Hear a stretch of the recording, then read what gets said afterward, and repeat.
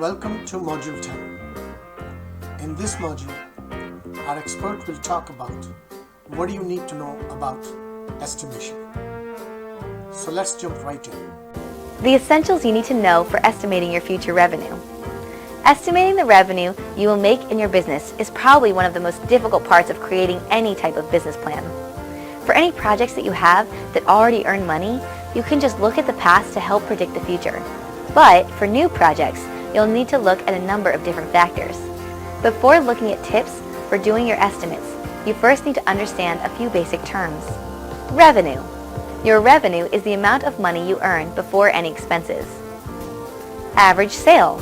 Calculate your average sale by taking your total revenue divided by your total number of sales. So, if you have received a total of $1,000 for 50 sales, your average sale is $20. It doesn't matter if one sale was for 100 and another was for 10.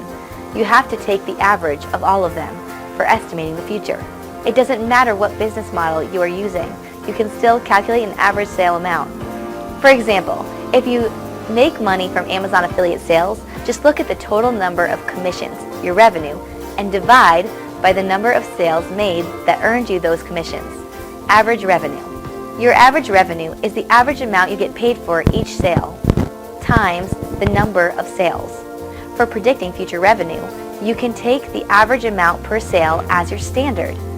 Then, estimate how many sales you think you can make each week and month.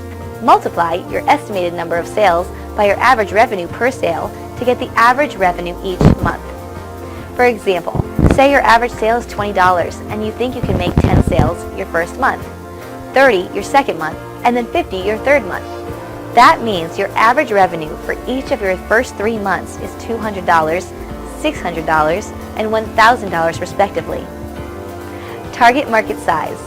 The size of your target market is the number of people who would be interested in buying what you are selling.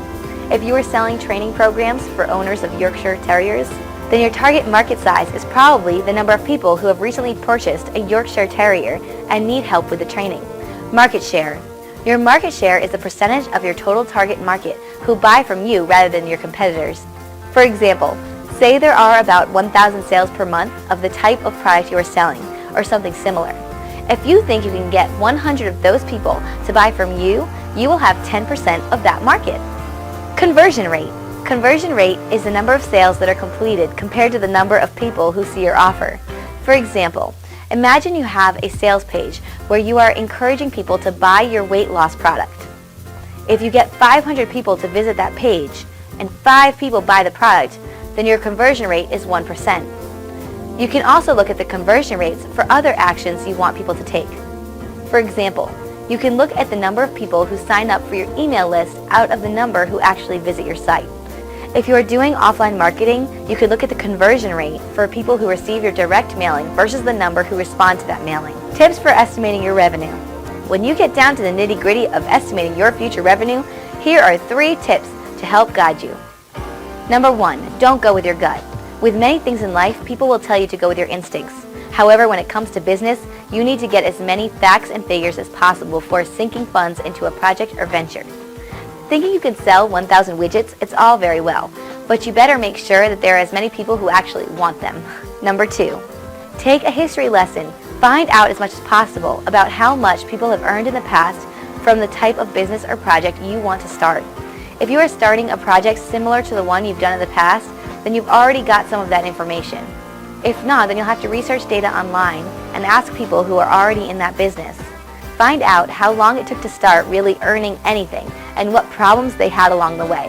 You'll be surprised at how many people will be willing to help you and give advice.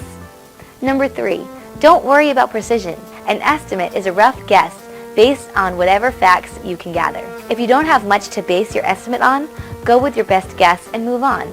Unless you are applying for a small business loan, you don't have to spend hours coming up with precise numbers. Just make sure you know that there are people who are making money from your proposed business or product in the past.